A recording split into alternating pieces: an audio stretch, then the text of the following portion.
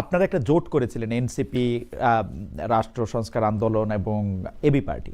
সেই জোটটি বোধহয় বাংলাদেশের ইতিহাসে সবচেয়ে কম সময়ের জোট, কারণ কয়েকদিনের পরে সেই জোটটি ভেঙে যায়। হাসান কায়ুম ভাই এতে করে নাই। আপনি জামায়াতে ইসলামীর নেতৃত্বে যে জোট, সেটি এনসিপি এবং আপনারা এটাতে জোট করলেন। আমি আমি এটা নিয়ে, কারণ আপনি বাংলাদেশের রাজনৈতিক ইতিহাসে শুধু একজন রাজনীতিবিদও নন, আপনি একজন পর্যবেক্ষকও। সেই পর্যবেক্ষকের জায়গা থেকে আপনার কাছে আমি জানতে চাইবো যে আপনার কাছে কি সিদ্ধান্তটি ঠিকই মনে হয়েছে, তাই না? মানে এখন পর্যন্ত যে এটি একটি সঠিক সিদ্ধান্ত হয়েছে। আমি এই ব্যাপারে একটু হাসনাত কায়ুম ভাইকেও জানতে চাইবো যে কায়ুম ভাই, আপনি তো গেলেন না, আপনি ওই জোটের সঙ্গেও গেলেন না, বিএনপির সাথে জোটেও গেলেন না, আপনার সিদ্ধান্তটিও আপনার কাছে সঠিক মনে হয় না। কিন্তু আমরা আগে মঞ্জু ভাইকে শুনি যে মঞ্জু ভাই কি মনে করেন, যে মানে আমরা তো 10 দিন 12 দিন 1 মাস পরে সিদ্ধান্তটা একটু রিভিউ করার সুযোগ নিশ্চয়ই আপনি পাচ্ছেন। কি মনে হচ্ছে আপনার সিদ্ধান্তটা ঠিক আছে কি বেঠিক আছে? ধন্যবাদ খালেদ মহিউদ্দিন আপনাকে। কাইম ভাই আমাদের সিনিয়র পলিটিশিয়ান এবং আমাদের খুবই প্রিয় একজন মানুষ।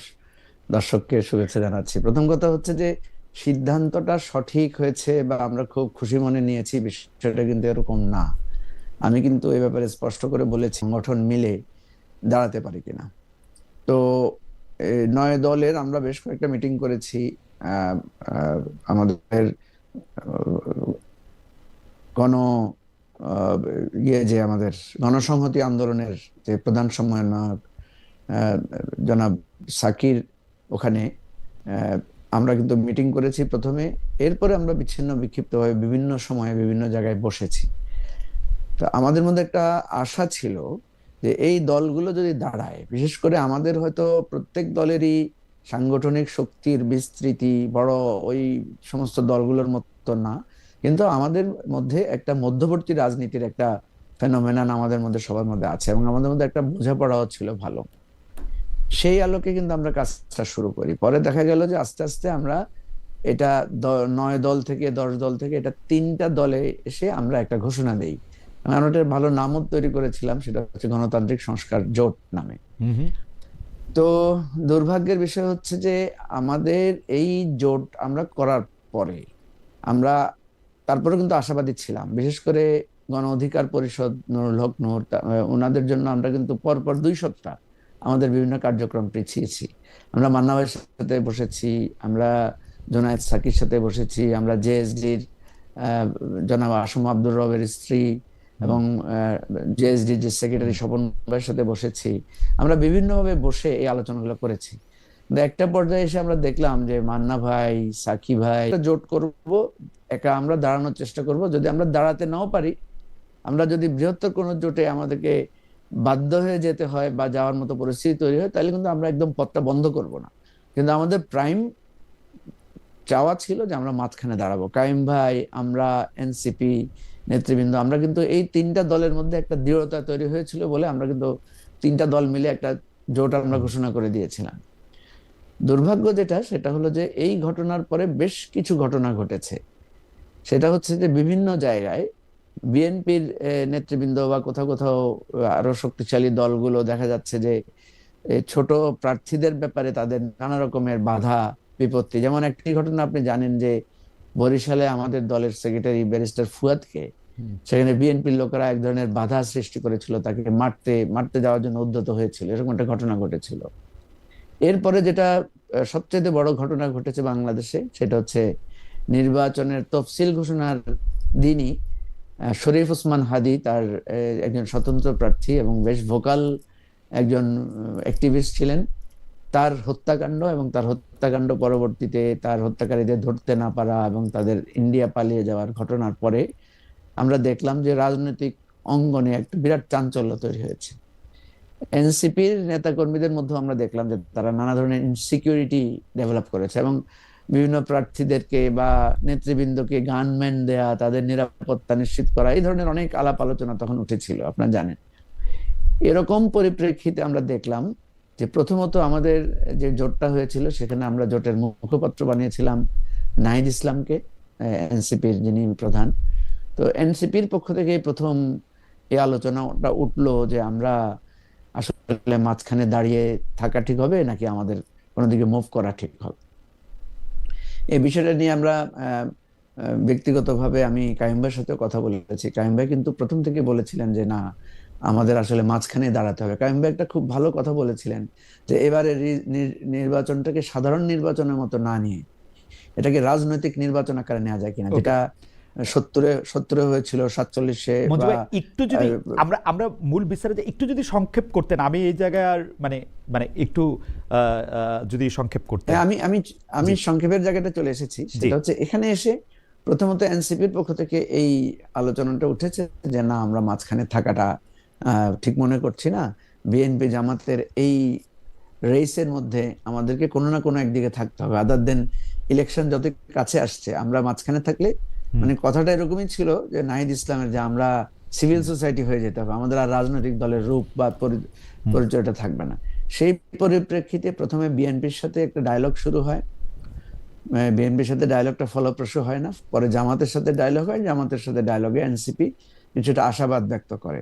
তারা মনে করে যে না, জামাত কিছুটা বেটার ফর্মে রিগার্ডিং সংস্কার এবং অন্যান্য ইস্যুতে। সেক্ষেত্রে পরে আমি, নাহিদ ইসলাম এবং কাইম ভাই আমরা বসেছিলাম। কাইম ভাই বলেছেন যে না, জামাতের সাথে এই জায়গায় বা যে কোনো, আপনারা যদি অন্য জোটের সাথে যান তাহলে আমাদের পক্ষে এখানে কাজ করা কঠিন হবে বা আমরা পারবো না। হুম তারপরে আমরা আমাদের দলে বসেছিলাম। আমাদের দলের আলোচনায় আমরা দেখলাম যে আমরা একটা জোট করলাম এত আশা করে, এবং সত্যিকার অর্থে আমাদের কাছেও মনে হলো যে এরকম একটা পরিস্থিতিতে আমরা মাঝখানে দাঁড়ালে, এবং আপনি জানেন হয়তো আমরা যখন তিনটা দল মিলে একটা জোট করেছি তখন অনেক রাজনৈতিক বিশ্লেষক আমাদেরকে ব্যাপকভাবে নিরুৎসাহিত করেছে। একজন রাজনৈতিক পর্যবেক্ষক তো সোশ্যাল মিডিয়াতে লিখেছে 0+0+0=0। হুম মানে আমাদের এই উদ্যোগটাকে খুবই তুচ্ছ-তাচ্ছিল্য করেছে অনেকে। হুম হুম তো এই সমস্ত পরিপ্রেক্ষিতে পরে আমরা যখন দেখলাম যে এনসিপিও আগ্রহী, আমরাও তখন সিদ্ধান্ত নিলাম যে না, ঠিক আছে, আমাদের একটা বৃহত্তর জোটে আমাদেরকে থাকতে হবে বা বৃহত্তর, কিন্তু এটা আসলে জোট না। আমরা যখন দেখলাম যে আসলে আমাদের কাছে মনে হয়েছে জোট, কিন্তু এটা যেটা হয়েছে সেটা হচ্ছে একটা নির্বাচনী সমঝোতা, অর্থাৎ আচ্ছা ওয়ান বক্স পলিসির আলোকে, যে একটা ওকে। আসনে সব দল মিলে একজনকে ভোট দিবে। এটাই ওকে, হচ্ছে মূল কথা আর কি।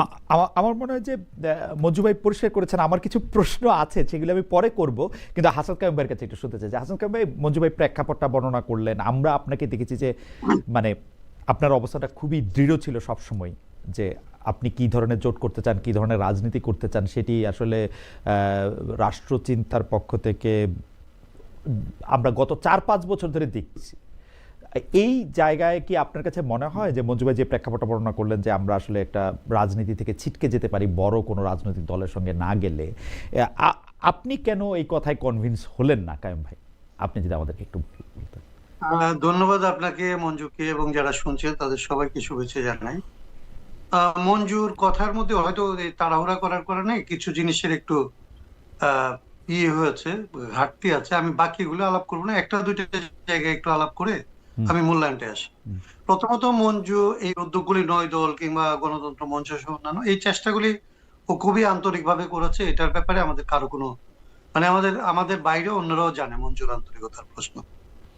কিন্তু আমরা একটা রাজনৈতিক কারণে, তো এই আন্তরিকতাটার ব্যাপারটা একটা রাজনৈতিক কারণে এই উদ্যোগগুলি আমরা যেটা বলছিলাম, একটা হচ্ছে যে আমাদের কাছে একটা সূত্রায়ন ছিল যে এইবারই ইতিহাসে একটা ব্যত্যয় ঘটতে যাচ্ছে। সেটা হচ্ছে যে এই রকমের বড় রকমের অভ্যুত্থান কিংবা আন্দোলনের পরে নির্বাচনটা আসলে সাধারণ কেবলমাত্র ক্ষমতা বদলের নির্বাচন থাকে না, এটা একটা পলিটিক্যাল চেঞ্জেস এর কারণে, মানে একটা লিগালাইজ করার ব্যাপার হয়। অভ্যুত্থানটাকে লিগালাইজ করার জন্য একটা নির্বাচন, অভ্যুত্থানের আকাঙ্ক্ষাগুলিকে আসলে লিগালি শেপ দেওয়ার জন্য নির্বাচন।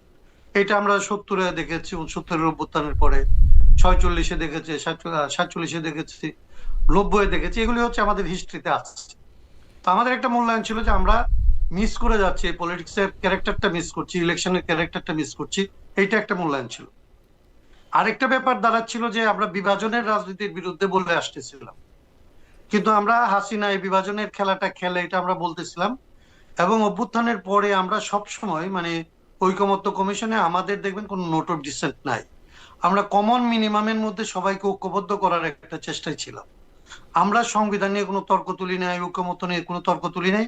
আমরা চাইছি কতটা আসলে কাছাকাছি আনা যায়। হুম এইগুলি ছিল আমাদের রাজনৈতিক বিশ্লেষণের হুম প্রেক্ষিতে পদক্ষেপ। হুম আমাদের একটা রাজনৈতিক বিশ্লেষণ ছিল এরকম যে এই ঐকমত্য কমিশনের শেষ দিকে এসে বিএনপি এবং জামাত এই দুইটা অংশ দুইভাবে আসলে ঐকমত্য কমিশনের মধ্যে যে সমস্ত ঐকমত্য হইতে পারতো হুম, সেগুলিতে আসলে আলাদা করে শেপ নিচ্ছে, প্রধানত জামাত প্রথম দিকে, এবং বিএনপিও আসলে তার প্রতিক্রিয়ায় তাদের ইগো দেখাইছে, এবং যেগুলিতে ছাড় দিতে পারতো তারা সেটা দেয় নাই।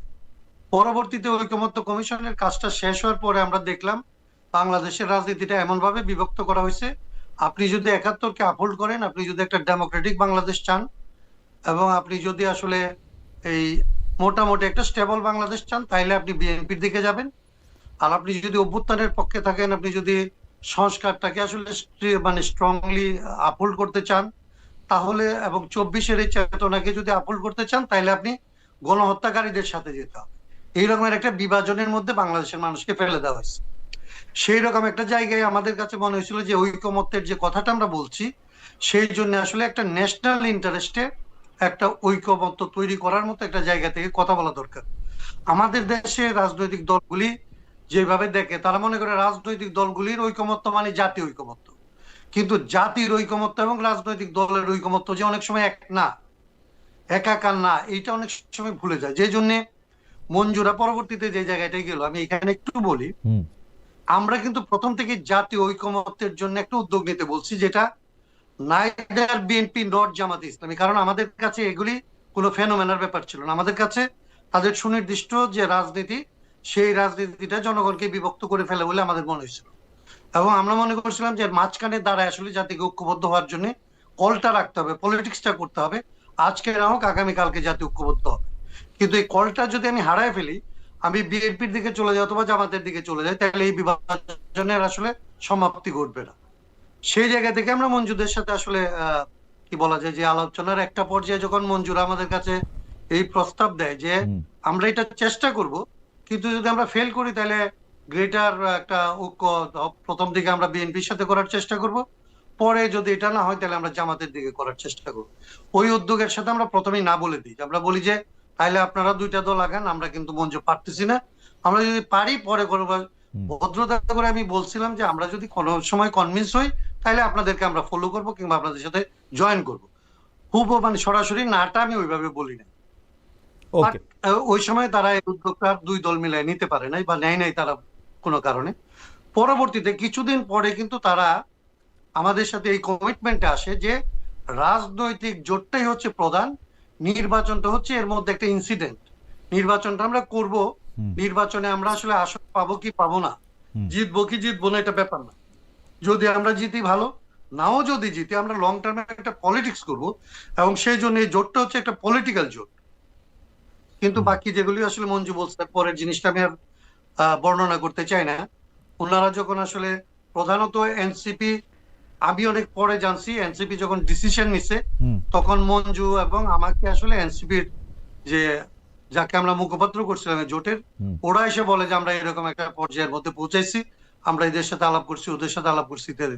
তো আমার দিক থেকে আমি খুব স্বাভাবিকভাবে বলি যে আমাদের পক্ষে তো এটা সম্ভব না, এটা তো আসলে আমাদের কমিটমেন্ট যেটা ছিল না কাইম ভাই, তার থেকে আমি বেরিয়ে কাইম ভাই, আমি একটু বোঝার জন্য যে আমি ধরেন, শেষ করি। আচ্ছা শেষ করেন, জি শেষ করেন প্লিজ, আমি সরি। বলতে চাচ্ছি যে এখনো পর্যন্ত আমাদের উপলব্ধি, আপনি যেটা প্রশ্ন করছিলেন, হুম, আমার উপলব্ধি কিংবা আমাদের দলের উপলব্ধি হচ্ছে যে আমরা এখনো খুবই মাইনরিটি, অনেক সময় মাইনরিটির সাথে থাকে। আমি এটাতে কনভিন্সড। আমি মনে করি যে ন্যাশনাল ইন্টারেস্টে যে পলিটিক্সটা করা দরকার, হুম, পার্টিগুলিকে আমি তার সাথে আনতে পারি নাই, কিন্তু পিপল এটার সাথেই আছে, পিপল এই কলটার মধ্যে আছে, পিপল বিভাজনটা চায় না। হুম, পিপল মুক্তিযুদ্ধকেও ধারণ করতে চায়, 24-কেও ধারণ করতে চায়, গণতান্ত্রিক বাংলাদেশও চায়, ঘুষ দুর্নীতি চাঁদাবাজি মুক্ত বাংলাদেশও চায়। হুম, পিপল বাংলাদেশের মানুষের ধর্মীয় অনুভূতিকে শ্রদ্ধা করতে চায়, এগুলো সবগুলিকে একসাথে ধারণ করে ইনক্লুসিভ একটা বাংলাদেশ চায়। হুম। এরা এই দুইটা রাজনৈতিক দল যেভাবে দুই ভাগে ভাগ করছে, এবং যেভাবে রাজনৈতিক দলগুলি, বাকি রাজনৈতিক দলগুলি তাদের সাথে গিয়ে হুম। এই বিভাজনটাকে আসলে সঙ্গত মনে করে তাদের সাথে অংশী হয়েছে, সেইটা আসলে বাংলাদেশের মানুষের অভ্যুত্থানের সাথে, বাংলাদেশের মানুষের আকাঙ্ক্ষার সাথে আসলে সঠিক হয় না। এটা আমি মনে করি যে তাদের সাথে এক ধরনের প্রতারণা করা হয়েছে, এই শব্দটা আমি বলবো না, কিন্তু এই আকাঙ্ক্ষাটাকে তারা আসলে ধারণ করে নাই। কাইম ভাই, আমি কি এই একটা, আকাঙ্ক্ষাটা নেই। কাইম ভাই, আপনি শেষ হইলে আমি এই বললেন জন্য আমার একটা মনে করি প্রশ্ন। যে আমাদের জায়গাটা এখন আমি ঠিক মনে করি। আচ্ছা, জি, এবার যদি বলে। আচ্ছা কাইম ভাই, আমরা তো আপনারে মানে একটা রাজনৈতিক শিক্ষক হিসেবে পাই, মানে এটা রাজনীতি বিজ্ঞানের না, বাংলাদেশের রাজনৈতিক শিক্ষক হিসেবে আপনি বলতেছিলেন যে অনেক সময় যারা মাইনরিটি তারাও আসলে সত্যের জায়গায় থাকতে পারে। আপনি, আমি যদি গত 4-5 বছরের কথা বলি, আপনি এমন অনেক কথা বলছেন যেগুলি আপনাকে হয়তো পপুলিস্ট জায়গা থেকে হয়তো আপনাকে অনেক নিন্দাবন্ধ শুনতে হয়েছে, যে ক্ষমতার জায়গা থেকে অনেক আক্রমণ শুনতে হয়েছে, কিন্তু আমি একটা জিনিস বুঝি না, যেটা হলো আমি আপনার কাছে শিখলাম যে আমাকে খোলা মনে থাকতে হবে, আমার মনটা হয়তো ওপেন।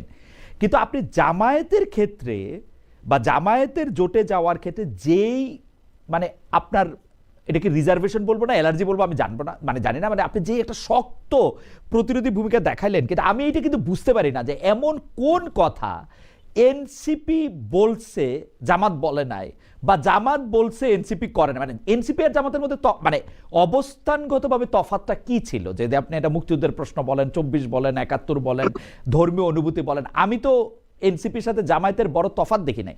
আপনি খুশি খুশি এনসিপির সাথে গেলেন, এনসিপির ইয়াকে মুখপাত্র দিলেন, কিন্তু জামায়াতের ব্যাপারে আপনি একদমই সহ্য করতে পারলেন, মানে এই ব্যাপারটা, মানে আপনি এত প্রেজুডিসড কেন, এটা যদি আমি একটু বলতেন আর কি। আমি কোনো প্রিজুডিস থেকে এটা করি না। এনসিপি হচ্ছে এখনো পর্যন্ত কোনো পার্টি না, তারা নিজেরা পাবলিকলি ক্লেম করে যে তারা পার্টি, কিন্তু আমাদের সাথে যখন আলাপ করে তখন তারা বলে ইট টু বি টেকেন শেপ, এটা এখনো শেপ নেয় নাই। তাদের এখনো পর্যন্ত কোনো রাজনীতি আপনি নির্ধারিত করে বলতে পারবেন না। এখন পর্যন্ত এটা শুনলে আপনার খারাপ লাগতে পারে, এনসিপি যা ভালো কথা বলে সেটা হচ্ছে রাষ্ট্র চিন্তা কিংবা রাষ্ট্র সংস্কার, যে কথাগুলি বলে, এর বাইরে তার তো কোনো নিজস্ব কথা নাই। একটু আমি বুঝতে বাকি পারি যেটা করে রাজনীতি অ্যাক্ট করে, জি। অ্যাক্ট করার ক্ষেত্রে জামাতে ইসলামীকে, আমি জামাতে ইসলামের ব্যাপারে আমার কোনো অ্যালার্জি নেই।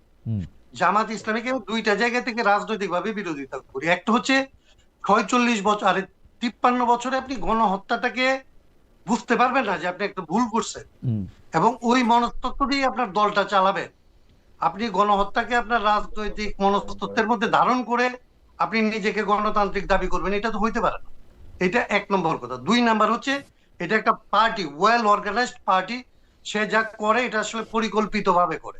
এনসিপির বেলায় যেটা আমাদের আসলে পক্ষপাত বলতে পারেন, এনসিপির এরা বয়সে কেবল তরুণ এরকম না, এরা রাজনৈতিক ভাবে অনেক শিশুতোষ কথা বলে, যেটা আসলে তারা অর্থ জানে না, রাজনীতির সাথে রাজনৈতিক পরিভাষা জানে না। এটা বলতে আমার লজ্জা করে, আমার বলা উচিত না এদের সম্পর্কে, ছোটদের সম্পর্কে। অনেক ব্যাপারে তার রাজনৈতিক পরিভাষাটার অর্থ না জেনে কথা বলে, রাজনৈতিক শিষ্টাচারটাকে আসলে না বুঝে অর্থ কথা বলে। এক একটা প্রতিষ্ঠান এবং সরকারের মধ্যে পার্থক্য, প্রতিষ্ঠান কোনগুলিকে আসলে কিভাবে আপহোল্ড করে তারপরে ক্রিটিসাইজ করতে হবে এগুলি না জেনে কথা বলে। এগুলিকে আমি ধরি যে এগুলি হচ্ছে এই বয়সের এবং অভিজ্ঞতার ঘাটতি, এবং সেইখানে আমরা আমি দায়িত্ব মনে করি, মঞ্জু দায়িত্ব মনে করে, এবং অন্যদেরও দায়িত্ব বোধ করা উচিত ছিল যে এরা যে বড় রকমের সাহসী কাজটা করছে এবং এই কাজের পরে যে একটা আত্মম্বরিতা তৈরি হইতে পারে, সেইখানে আসলে তাদের কি আত্মম্বরিতার যে রাজনৈতিক বিভ্রান্তি তৈরি করতে পারে, এগুলি ধাপে ধাপে তাদেরকে আসলে সহায়তা করে শিখানো দরকার ছিল। এটা হইলে বাংলাদেশে উপকৃত হইতো। আমার এই দিক থেকে বলতে পারেন একটা পক্ষপাত কাজ করতে পারে তারুণ্যের প্রতি, তাদের সাহসের প্রতি, এবং তারা স্পর্ধার প্রতি, কিন্তু এইটা এবং তাদের না জানার প্রতি বলতে পারেন যে আমার মা আমাকে বলতো, আমি এই কথাটা বলে শেষ করি, আমার মা বলতো যে বাবা রে, তুমি যাকে অপছন্দ করো তার ভুল হচ্ছে তোমার কাছে অপরাধ, আর তুমি যাকে পছন্দ করো তার অপরাধ হচ্ছে তোমার কাছে ভুল। এটা বলতে পারেন যে আমি যেহেতু এনসিপি কে পছন্দ করতাম, এনসিপির সাহসটাকে যেহেতু আমি পছন্দ করি, এবং আমি যেহেতু হেড পলিটিক্স এর বাইরে 18 সাল থেকে এই জেনারেশনকে পলিটিক্স এর দিকে আনার চেষ্টা করে গেছি ক্রমাগত, তো আমার এক ধরনের পক্ষপাত থাকতে পারে। আমি ভুল, এদের অপরাধকে হয়তো আমি ভুল মনে করি, কিন্তু জামাতের অপরাধ এবং এদের এটা অপরাধ না, আমি এইভাবে একেবারে ওইভাবে আমি দেখি না। এরা এইসব বিষয়ে একটা স্টেপ নেয় না, সিদ্ধান্ত নেয় না। কিন্তু কায়েম ভাই, আমি আপনার কাছে প্রশ্নটা করে যাই, মানে আমি একটু মঞ্জু ভাইয়ের কাছে যাব, যে আপনি জামায়াতে ইসলামী প্রসঙ্গে আপনি এটা পরিষ্কার করেছেন যে আপনার আসলে কোনো ধরনের অ্যালার্জি বা কোনো ধরনের রিজার্ভেশন, প্রেজুডিস এগুলি কিছু নাই, কিন্তু 53 বছরের একটা রাজনীতি পর্যবেক্ষণ করে একটা জিনিস ভুলকে ভুল বলতে না পারা, যেটা আপনার ভাষায়, কিন্তু আমরা কিন্তু দেখছি যে জামায়াতে ইসলামী নানাভাবে সেই ভুল স্বীকার করেছে, বলতে চেয়েছে। আরও একটা জিনিস হচ্ছে কি, মানুষ কি চায়, বাংলাদেশের মানুষ কি এখন জামায়াতে ইসলামের এই ভুল, যেটাকে আপনি ভুল বলতেছেন, আমি এটা বললেও এখন মুশকিল যে আমি এটা ভুল কিনা, আপনি যেটা ভুল বলতেছেন বা যেই অবস্থানের কথা বলতেছেন ওইটা বললেও বাংলাদেশের মানুষ বলতেছে যে অতীত নিয়ে আমরা ঘাটাঘাটি করতে চাই না, আমরা সামনে দেখতে চাই, আমরা এটা করতে চাই। সেই জায়গাটার আপনি আসলে কিভাবে দেখেন, মানে ওই রাজনীতিটা, মানে আপনার কাছে কি ওইটা এনাফ মনে হয় না, নাকি আপনি মনে করেন যেই বিভাজনের কথা আপনি বলতেছিলেন সেই বিভাজনের পথে অ্যাডভোকেট হাসনাত কাইয়ুমও হাঁটতেছেন? মানে আমি ওইটা একটু আরেকটু পরিষ্কার হতে চাই। আমি আসি আপনার কাছে, আমি একটু মঞ্জু ভাইয়ের কাছে একটু যাই। মঞ্জু ভাই, একটা কথা তো শুনতে খুব ভালো যে এইটা আদর্শিক জোট না, এটা একটা নির্বাচনী সমঝোতা, এটা আসলে জোটই না, কিন্তু আমার কাছে কিন্তু মনে হয় যে আদর্শ ছাড়া কোনো একটা পথ চলা একসঙ্গে হইতে পারে না। মানে there is nothing wrong in it, কিন্তু আপনারা কেন বলতে পারে এইটা? তো আপনারা এরকম না যে আপনারা আজকে যদি আওয়ামী লীগ নিষিদ্ধ না হইতো তাহলে আওয়ামী লীগের সাথে আপনারা এটা জোট করতে পারতেন, নাকি পারতেন আমি জানি না, মানে বলতেন যে এটা একটা নির্বাচনী সমঝোতা। আওয়ামী লীগ যদি আপনাকে ধরেন বলতো যে আমাদের সব লোক আপনারা ভোট দেবে, আপনাকে 100 আসন ছেড়ে দেওয়া হবে, তাহলে কি আপনি এটা করতে পারতেন নির্বাচনী সমঝোতার নাম নিয়ে? মানে একটা না একটা আদর্শ তো এটার মধ্যে কাজ করেই। তারপরে আপনারা যদি এখন ক্ষমতায় আসেন বা বিরোধী দলে যান, কোনো না কোনো একটা ইশতেহারের ভিত্তিতে তো আপনারা কাজ করবেন। এখন ঘটনা হইতেছে যে আপনি যে শব্দগুলি ব্যবহার করছেন, তুচ্ছ তাচ্ছিল্য করা, তারপর হচ্ছে যে একেবারে এনসিপি বলছে যে আপনার একটা বৃহত্তর সুশীল সমাজে পরিণত হইলেন। মানে আপনার কাছেই তো আমরা শিখলাম মঞ্জু ভাই যে এটা তো রাজনীতিটা তো একটা স্প্রিন্ট না, এটা তো একটা ম্যারাথন। এটা তো আজকে না হোক 2 দিন পরে 4 দিন পরে এটা হইতো। সো ওই জায়গা থেকে আমি আপনার প্রশ্ন করতে চাই যে জামাতে ইসলামের সাথে এইবারে জোট করাটা এবি পার্টির এক ধরনের বিলুপ্তি কিনা, আত্মহত্যা কিনা? মানে এনসিপির কথা আমি নাই বললাম, আমার চোখে কিন্তু এখন এনসিপি, এবি পার্টি সবাই, জামাত ইসলামী যেহেতু একটা বৃহত্তর দল এবং এটা বিএনপির ক্ষেত্রে গেলেও আমি একই কথাই বলতাম, সেটা এক ধরনের বিলুপ্তি কিনা আসলে মঞ্জু ভাই? হ্যাঁ, এটা তো আমি আমি কিন্তু এই কথাটা ব্যাখ্যা দিয়েছি যে জি। বাংলাদেশের এই নির্বাচনী রাজনীতির যে স্রোতধারা, হুম এটাতে কিন্তু নতুন রাজনৈতিক দলগুলো বিলুপ্ত হয়ে যাওয়ার বা আমি বলেছি দুটো জিনিস, যে একটা জিনিস হচ্ছে অস্তিত্ব এবং সতীত্ব। হুম হুম এই দুইটা জিনিসই কিন্তু ধ্বংস হয়ে যায় বর্তমান যে নির্বাচনী যে ধারা। আপনি দেখবেন হুম যে নাগরিক ঐক্য, গণসংহতি আন্দোলন, তারপরে আপনার জেএসডি, হুম তারপরে আপনার বিপ্লবী ওয়ার্কার্স পার্টি, এই যে সব হুম দলগুলো আমাদের, বা আমরা এবি পার্টি, এনসিপি, আমাদের মধ্যে কিন্তু একটা উচ্ছ্বাস ছিল, আকাঙ্ক্ষা ছিল যে আমরা একটা নতুন রাজনীতি দাঁড় করাবো। আমি সবসময় কাইম ভাইকে দুষ্টমি করে বলতাম যে আপনি আমাদের মাথাটা নষ্ট করেছেন, যে এই যে রাষ্ট্র সংস্কার একটা জিনিস আমাদের মাথার একদম মধ্যে ঢুকাইছেন। একদম এবং একদম দেখেন, এবং না, ঢুকে এবং নাই মনে দেখেন, হয় মঞ্জু ভাই, আপনি তো বাইরে আসছেন, অসুবিধা নাই, মানে কায়ুম ভাইয়ের এটা না না না, আমি বলি কারণ আমাদের এই যে আপনি এখন বললেন না, এই যে এটা কি আদর্শিক জোট, হ্যাঁ, এখানে এই এই আমাদের মধ্যে এই সম্পর্কটা তৈরি হয়েছে কোত্থেকে জানেন? সেটা হচ্ছে এই আমাদের যে সংস্কার কমিশন এবং তারপরে যে ঐকমত্য কমিশনটা শুরু হলো, হুম সেখানে কিন্তু আপনি একটা অদ্ভুত ঘটনা দেখবেন যে মানে রাষ্ট্র সংস্কারদের সবাই মিলে যে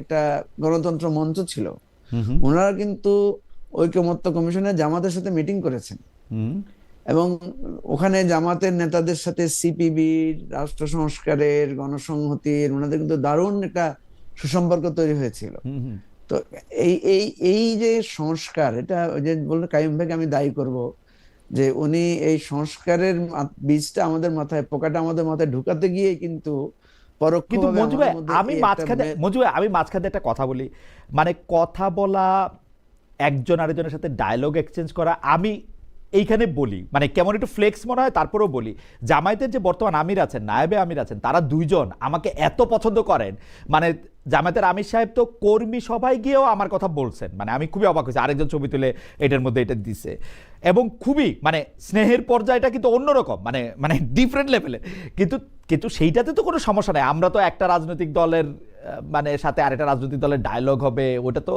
আপনিও তো ওইরকমই মানুষ, আপনিও তো ওইরকম বন্ধ মানুষ না মঞ্জু ভাই, মানে না, কায়ুম ভাই। আমি আপনাকে যেটা বলছি, হ্যাঁ আমি আপনাকে জি ঘটনাটা বলি, যখন আমাদের ঐকমত্য কমিশনে আলোচনা হচ্ছিল, তখন আমরা সবাই কিন্তু, বিএনপি যখন নোট অফ ডিসেন্ট দিচ্ছিল, হুম হুম একটা অদ্ভুত পোলারাইজেশন দেখবেন, বিএনপি যখন নোট অফ ডিসেন্ট দিচ্ছিল, আমরা তখন সবাই এক কাতারে দাঁড়িয়ে গেলাম নোট অফ ডিসেন্টের বিরুদ্ধে। হুম অর্থাৎ গণতন্ত্র মঞ্চ, এবি পার্টি, এনসিপি, জামাত এবং অন্যান্য ইসলামিক দল, আমরা এক কাতারে চলে আসলাম। আবার জামাত যখন লোয়ার হাউসে পিয়ার এবং গণভোটটা মানে আলাদা করতে চাইলো, যে গণভোট হবে আপনার এই আলাদা আর ইলেকশনটা হবে আলাদা, তখন কিন্তু আবার আমরা জামাতের সাথে ডিফার করলাম। এই যে রাষ্ট্র সংস্কার বলেন, এনসিপি বলেন, আমরা কিন্তু আলাদা ডিফার করলাম যে না, আমরা একসাথে গণভোট, এবং বিশেষ করে পিআরের পক্ষে কিন্তু আমরা সবাই, কিন্তু পিআরটা আমরা এখনই লোয়ার হাউসে পিআরটার ব্যাপারে আমরা দ্বিমত করেছি। তাহলে দেখেন, জামাতের সাথে বা অন্যান্য ইসলামিক দলের সাথে, ইভেন সব আদর্শবাদী দলের মধ্যে আমাদের একটা মিল আসলো।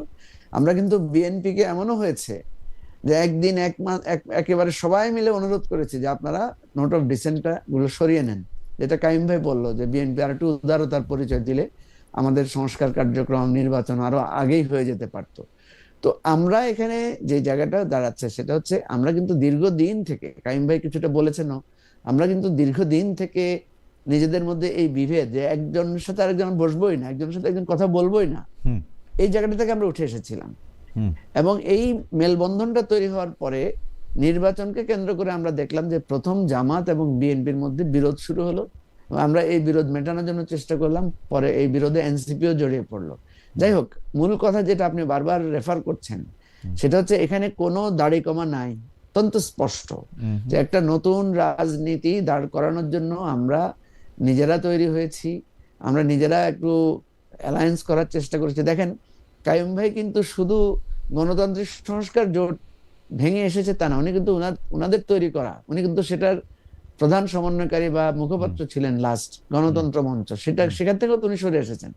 কেন সরে এসেছেন?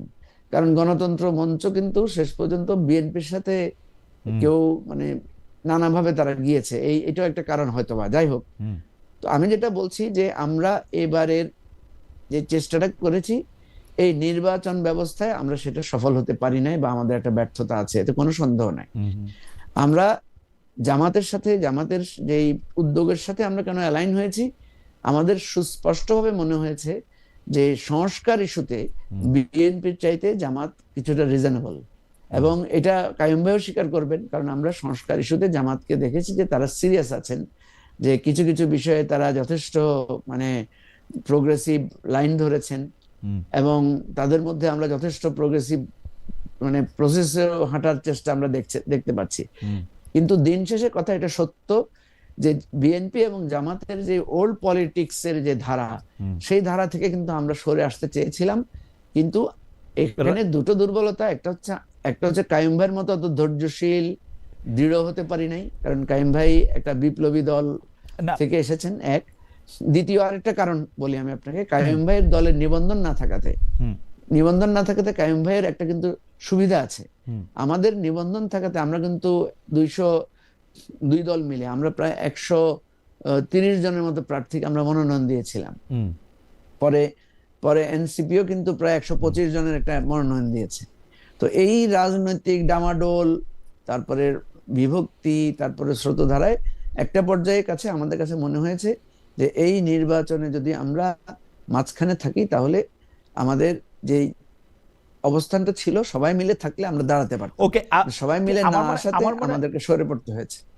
সবাই মিলে থাকলে আপনারা দাঁড়াতে পারতেন, সবাই মিলে। তো আমি প্রথম প্রশ্নটার কি একটা লাইনে একটু জবাব দিবেন মঞ্জু ভাই, যে আপনার কাছে কি মনে হয় যে ঠিকই আছে ওই সময়কার এই সিদ্ধান্ত, মানে ইটস ফাইন? ওইটা রাজনৈতিক না, আমি কিন্তু এই জবাব দিয়েছি অনেক আগে। আপনি এক লাইনে যদি বলেন, কারণ আমাদের দর্শকরা আবার বলতেছিল যে মঞ্জু ভাই কি এটা সিদ্ধান্তটা ঠিক আছে বললেন না বলেছে, মানে দেয়ার ইজ মানে কোনো কিছু এর মধ্যে ভুল নাই, মানে এটা ঠিক আছে, এর উপলব্ধিটা যদি এক বাক্যে বলতেন আর কি। সিপিডির একটা প্রোগ্রামে আমি আপনাকে বলি, সিপিডির একটা প্রোগ্রামে আমি অলরেডি পিপলের কাছে এককভাবে রাজনৈতিক শক্তি নিয়ে দাঁড়ানোর এই স্বপ্ন থেকে সরে আসার জন্য আমি কিন্তু পাবলিকলি ক্ষমা চেয়েছি, নাম্বার 1। সুতরাং এখানে আপনার প্রশ্নের উত্তরটা পরিষ্কার। ওকে। নাম্বার 2 হচ্ছে কম্পারেটিভলি আমাদের কাছে বেটার মনে হয়েছে যে আমরা একা যদি দাঁড়াতাম, তার চাইতে এই স্রোতধারায় আমরা যে জামাতের সাথে এই নির্বাচনী রাজনৈতিক সমঝোতা গিয়েছি, এটা কম্পারেটিভলি বেটার। ওকে, হাসান কাইম ভাই, আমি দুইটা বিষয়ে যে প্রশ্নটা আগে করে গেছিলাম, যে আপনিও আসলে ঠিক একটা বিভাজনের জায়গা থেকেই আসলে জামাতে ইসলামী বা জামাতে ইসলামী ছাড়া অন্য দলগুলিকে আলাদা চোখে দেখতেছেন কিনা, আর হচ্ছে যে সংস্কারের প্রশ্ন মঞ্জু ভাই কিছু বললেন, সেটার ব্যাপারেও আপনি যদি একটু আলোকপাত করেন।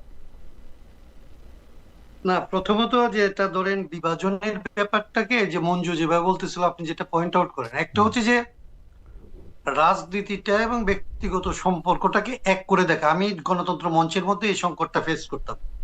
অনেকেই মনে করে যে একটা রাজনৈতিক দলের নেতার সাথে সম্পর্ক রাখাই হচ্ছে দলের সাথে সম্পর্ক রাখা। হুম এবং সেখানে রাজনৈতিক প্রশ্নটাকে উজ্জ্বল করে এটা করা হয়।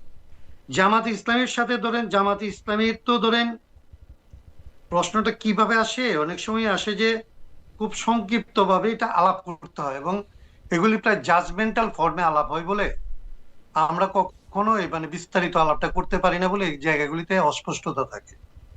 জামাত ইসলামীর ধরেন এই যে যেটা আমি বলি যে গণহত্যার মনস্তত্ত্ব থাকলে কি হয়, আপনি দেখবেন যে এখানে র্যাব সৃষ্টি করার সময় এরা পাওয়ারে ছিল। আপনি দেখবেন যে এখানে খুনের রাজনীতিটার মধ্যে এই ধারাবাহিকভাবে তারা পাওয়ারের সাথে খুনটাকে, ধরেন দুই ধরনের ঘটনা ঘটছে, বামপন্থীর হয়ে কাজ করছে কিন্তু ওরা পাওয়ারের বাইরে থেকে।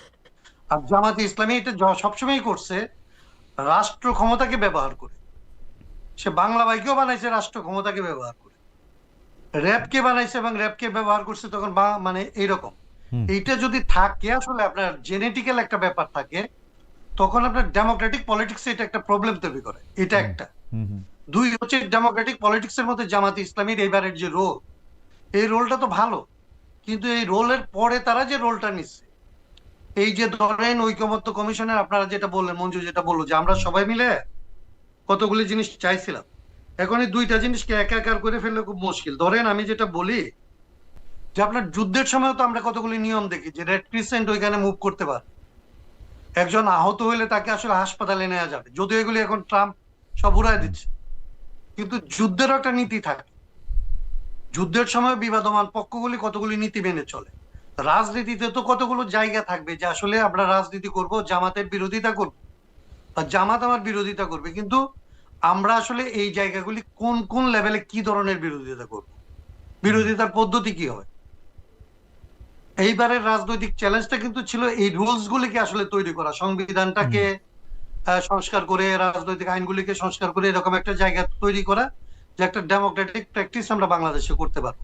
এবং এই ডেমোক্রেটিক প্র্যাকটিসের একটা ল্যাবরেটরি টেস্ট ছিল আসলে ঐকমত্য কমিশন, হুম হুম যে আমরা ভিন্নমত করছি কিন্তু আমরা ওইখানে আসলে জোর জবরদস্তি করি নাই। হুম এটা শুরু করলো হচ্ছে জামাত ইসলাম। হুম ও ঐকমত্য কমিশনে থাকাকালীন সময় আসলে রাস্তায় চলে আসলো, চ্যালেঞ্জটা দিয়ে দিল। হুম কিংবা ওরা এটা করলো যেটা ওই সময়ে যখন ধরেন তারা ডাকসুতে জিতলো, হুম ঐকমত্য কমিশনে এসে তারা যে আইনটার ফর্মুলা দিল, হুম সে আইনটা হচ্ছে এরকম যে যে প্রস্তাবিত আইনটা যে হবে, হুম জাতীয় সনদ বাস্তবায়ন আইন যেটা হবে, এটাকে যদি কেউ অস্বীকার করে তাহলে এটা হচ্ছে তার শাস্তি হবে সেডিশনের শাস্তি। হুম মানে একটা ডেমোক্রেটিক প্রসেসের জন্য আলাপ করতেছেন আপনি, হুম হুম তখন আপনি একটা আনডেমোক্রেটিক একটা ব্রুটাল লর কথা ভাবতেছেন, হুম এরকম আর কি। আমি বলি এটা মনস্তাত্ত্বিক একটা সংকট। হুম এইটাকে আপনার সমালোচনা করতে হবে, কারণ আপনি বাংলাদেশকে একটা জায়গায় তো আনতে হবে। এখন রাজনৈতিক সমালোচনাকে, ও আমাদের এখানে যেটা দাঁড়াইছে, রাজনৈতিক সমালোচনাটাকে একটা রাজনৈতিক বিরোধ, এবং বিরোধটা হচ্ছে তারপরে ধরেন তাকে আরেকজনকে নির্মূল করে ফেলা, এই রকমের একটা জায়গার মধ্যে দাঁড় করানো হয়েছে। ভিন্নমত মানে হচ্ছে বিরোধিতা, বিরোধিতা মানে হচ্ছে তাকে নির্মূল করা। এই যে কালচারটা দাঁড়াইছে, আমরা ক্রমাগত এটার বাইরে আসার জন্য এক ধরনের আলোচনা করার কথা বলি। আপনি যেটাকে বলেন যে আমি বিভাজনের কথা বলছি কিনা, বা প্রকারান্তরে আমিও বিভাজন করছি কিনা, বা আমাদের দণ্ড কি, মানদণ্ড হচ্ছে আপনি যদি মনে করেন যে বাংলাদেশের মানুষ ৭১-কে ধারণ করবে কিনা, হুম ২৪-কে ধারণ করবে কিনা, ৯০-কে ধারণ করবে কিনা, হুম আপনি আসলে এখানে ধর্মীয় যে অনুভূতি এটাকে ধারণ করবে কিনা, ধর্মের প্রতি মানুষ আসলে সহনশীল শ্রদ্ধাশীল থাকবে কিনা, ভিন্ন মতের প্রতি আসলে শ্রদ্ধাশীল থাকবে কিনা, একটা গণতান্ত্রিক সমাজ নির্মাণের জন্য চেষ্টা করবে কিনা, নাকি এটাকে ভাগ করে আমি এখন ধরেন বিএনপির পক্ষে গেলাম, তাইলে জামাতে ইসলামী যে আসলে ২৪-কে ধারণ করে ধরে, আমি বিএনপিতে গিয়ে কি ২৪-কে খর্ব করব, অথবা আমি জামাতে ইসলামীতে গেলাম, গিয়ে কি আসলে বিএনপি যে ৭১-কে ধারণ করতে চায় এটাকে খর্ব করব? না কিন্তু কিন্তু বাংলাদেশ তো এটা চায় না। কিন্তু মানুষ কিন্তু কাইম ভাই আমি একমুখী হইতে চায়। কিন্তু কাইম ভাই আমি খালি রাজনৈতিক দলগুলো, কিন্তু কাইম ভাই আপনার খালি আমি আমি একটা শেষ করি। জি জি শেষ করেন রাজনৈতিক দলগুলো যদি জনগণকে বিভাজিত করতে চায়, তাইলে আমার রাজনৈতিক দায়িত্ব হচ্ছে আসলে এই যে বিরোধিতাটা, বিভাজনটা রাজনৈতিক দলগুলি করতেছে, এই রাজনৈতিক দলগুলি যে জনগণের ঐক্যের কথা বলে আসলে জনগণকে যে তার স্বার্থের বিপক্ষে নিয়ে যাইতেছে, এই কথাটা যদি আপনি বলা বাদ দেন, তাহলে আপনার এখানে আর কোনো আশাই থাকবে না ঐক্যের। না কিন্তু সেদিক থেকে আমি কনভিন্স যে আমি আসলে বিভাজনের কাজটা করতেছি না, আর আমার এতটা ক্ষমতাও নাই।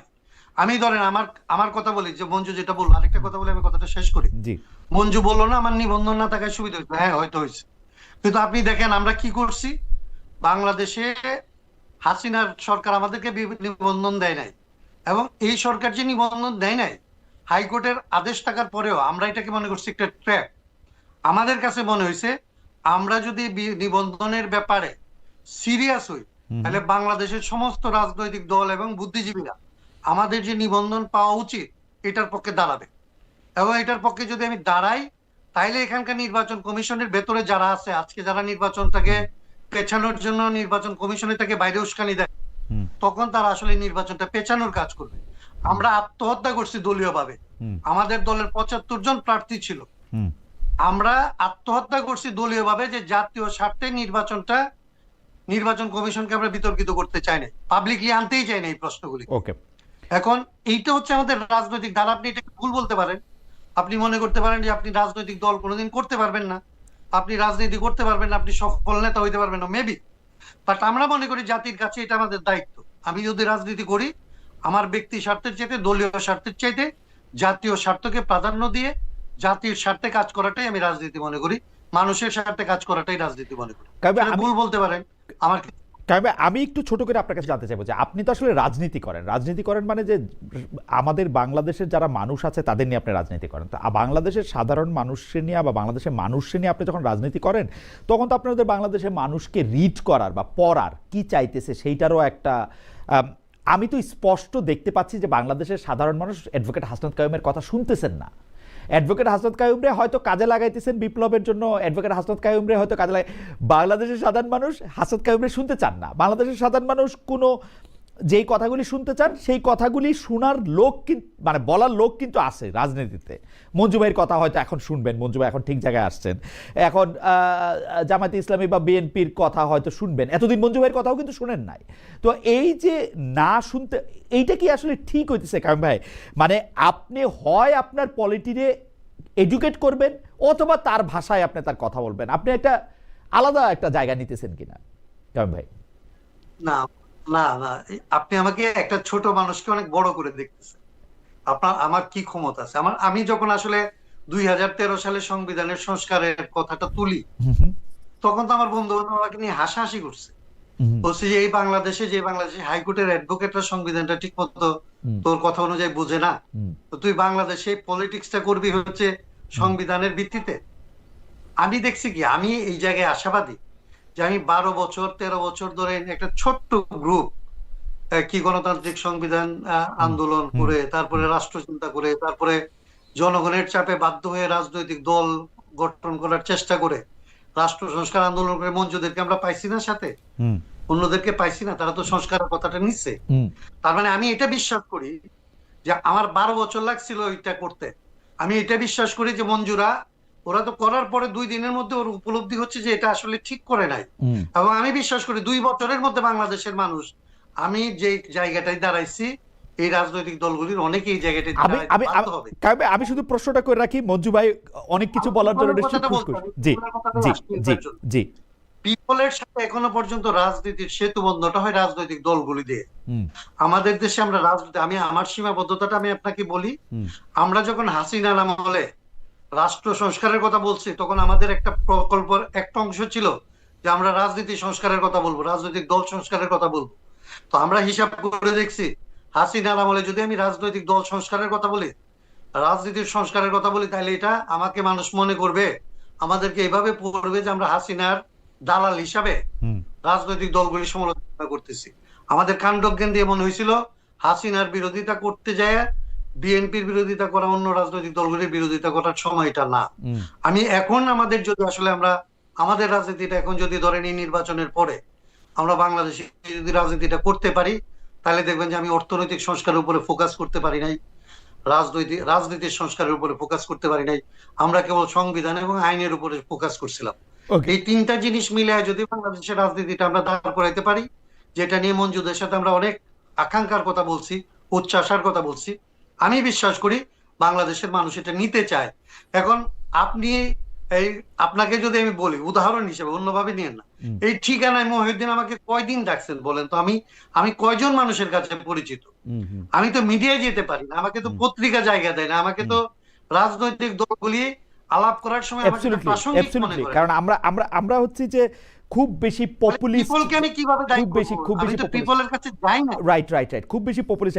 কিন্তু আমি একটা প্রশ্ন করে রাখি, কারণ ভাই আপনি যেগুলিকে সংস্কার বলতেছেন, যেগুলি আমাদেরকে খুব নাড়া দিতেছে, এগুলি দিয়ে আসলে সাধারণ মানুষের অনেক চিন্তা আছে কিনা, প্রশ্নটাকে আমি অন্যভাবেও করি, যে আপনি যেগুলিকে সংস্কার বলতেছেন বা যেগুলিকে আপনি আসলে অনেক বেশি জোর দিচ্ছেন, আপনি জোর দিচ্ছেন, আমার স্যার আলী রিয়াজ স্যার জোর দিচ্ছে, কিন্তু ঘটনা হচ্ছে কি, আমরা কি এই বই খাতা দিয়ে কোনোদিন আমাদের লোকজনকে কন্ট্রোল করতে পারছি? শেখ হাসিনা কি কোনোদিন তার সংবিধান দেখা দেখা একটা রাষ্ট্র পরিচালনা করছে? শেখ হাসিনার মতো মুক্তিযুদ্ধের 4 মূলনীতি কেউ এত বেশি ভায়োলেট করছে? এখানে গণতন্ত্র ছিল, সমাজতন্ত্র ছিল, ধর্মনিরপেক্ষতা ছিল, জাতীয়তাবাদ ছিল, কিচ্ছু ছিল। তাহলে এইটা চেঞ্জ করে কি হবে? আমি তো এইটা বুঝি না। মানে সংস্কারটা যদি আমাদের কাছে না হয়, এটা চেঞ্জ করে কি হবে? এই যে খাতা বই চেঞ্জ করার ব্যাপারে আপনারা এত চিন্তা ভাবনা করলেন, মানে আমি কিন্তু বুঝি না। আপনি আমার একটু বললেন, আপনি আমার একটু বললেন, আপনি আমার একটু বললেন। এখনই 1 মিনিট একটু বলি। জি, আপনি যখন এগুলি চেঞ্জ করার কথা বলেন না, সংস্কারটা আপনি তো লিখে ফেললে, হ্যাঁ, আলী রিয়াজ ভাইরা যেরকম এক্সপার্ট দিয়ে লিখে ফেলতেছে, এভাবে তো হয় না। এইটা আমি যখন সংস্কারের কথা বলি, আইনটার কথা বলি, আমি যখন অর্থনীতিটার কথা বলি, তখন তো আমি রাজনীতিটাই করি। মানুষের মাধ্যমে তো এটা পরিবর্তন করার কথা বলি। রাজনীতিবিদরা একটা বেগ টার্মের ভেতর দিয়ে যায়, স্পেসিফিক তার দায়িত্বটা কোথায়, সংকটটা কোথায়, এটা স্পেসিফিক করে না। আমরা শুধু সংস্কারের ভেতর দিয়ে স্পেসিফিক করার কথা বলছি। রাজনীতিবিদরা বলবে যে গণতান্ত্রিক সংস্কৃতি লাগবে, গণতান্ত্রিক সংস্কৃতি এখানে কোথায় আটকা পড়ে, এই কথাটা বলেন, এইটুকু। আপনি যেটা বলছেন, আমি তো মনে করি না যে একটা ভালো বই লিখলে, সংবিধান যদি আমাকে এখন বলেন না যে না, আপনি ভালো বই লিখে দেন, আমি কিন্তু কায়ুম ভাই দেখি যে আমরা যারা জনগণ তারা প্র্যাকটিসটা ফলো করি, যে কোনটা, যেমন আমরা দেখতাম যে আমরা প্র্যাকটিসটা ফলো করি। শেখ হাসিনার আমলে আমরা কোর্ট দেখতাম যে মানে ছোট হইতে হইতে একরকম হয়েছে। এখন এখন বিএনপির আমল বা জামায়াতের আমল আসবে, কোর্টের চেহারা এখন চেঞ্জ হবে, কারণ আমরা ফলো করি। আমরা যদি দেখতাম যারা আমাদেরকে সংস্কার কমিশন বা সংস্কার করতে বলতেছে, তারা নিজেদের গ্রামীণ নামের 35টা প্রতিষ্ঠান করতেছে না, তারা ওই যে ইয়ার জন্য একটা ইয়া বাইর করতেছে না, নিজের কর নিজে মৌকুফ করতেছে না। তাহলে আমরা কি এগুলি কি সংস্কার, কি বই খাতা, কি জুলাই সনদ? আমরা যদি দেখতাম যে আমরা তো প্র্যাকটিসটা দেখি না। যে মঞ্জু ভাইয়ের কাছে একটু জানবো, যে আমরা তো মঞ্জু ভাই, আপনারে প্রশ্ন যা কিছু করার সেটা হাসনাত কায়ুম ভাই করছে, আপনি এটা নিছেন, আমার প্রশ্নটা আমি করি। জামায়াতে ইসলামের কথা বলি, যে আজকে আমি তাদের নির্বাচনী ইশতেহার দেখলাম, যেখানে শিক্ষা, স্বাস্থ্য, অর্থনীতি, কর্মসংস্থান নিয়ে অনেক ভালো ভালো প্রস্তাব আছে, আই মাসে, কিন্তু শাসন ব্যবস্থা নিয়ে তাদের দীর্ঘদিনের যে স্লোগান, আল্লাহর আইন চাই, কোরআনের শাসন চাই, এইটা নিয়ে তাদের কাছে স্পষ্ট কিছু নাই।